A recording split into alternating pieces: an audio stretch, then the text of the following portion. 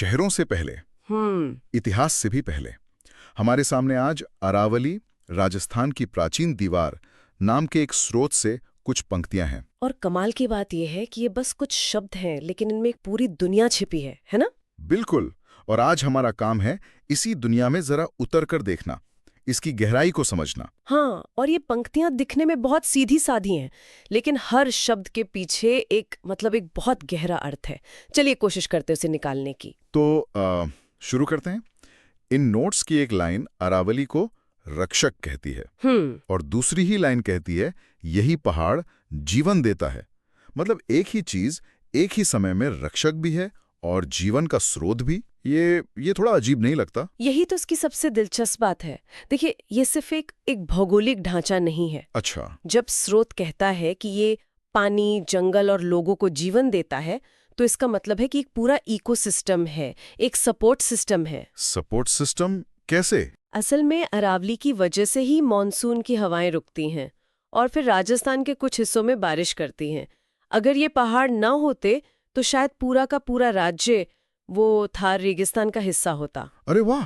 तो ये सचमुच में जीवन देती है? बिल्कुल, ये जीवन का स्विच ऑन ऑफ करती है एक तरह से। वाह! मतलब ये सच में एक रक्षक है। और इसी से जुड़ी एक और छवि है जो मुझे बहुत मजबूत लगी। कौन सी? रेगिस्तान और हमारे भविष्य के बीच अरावली दीवार है।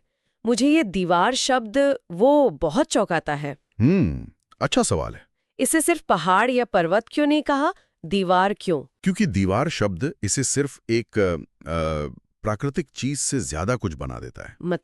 मतलब दीवार का एक मकसद होता है ना। हाँ। दीवारें रोकने के लिए होती हैं। हाँ। और ये दीवार सिर्फ रेत को नहीं रोक रही। ध्यान दीजिए, स्रोत क्या कहता है? ये हमारे भविष्य के बीच की दीवार है। अच्छा, भविष्य के बीच। हाँ, इसका मतलब है कि ये हमें एक सूखे, एक उजड़े हुए भविष्य से बचाती है। ठीक है, अब मैं समझा। ये एक सुरक्षा कवच जैसा है। बिल्कुल सही समझे, एक सुरक्षा कवच। पर यहाँ तक तो सब बहुत सकारात्मक रखता है, एक हीरो की कहानी जैसी। लेकिन फिर इन नोट्स में एक ऐसी बात लिखी है जो पूरा नजरिया ही बदल देती है।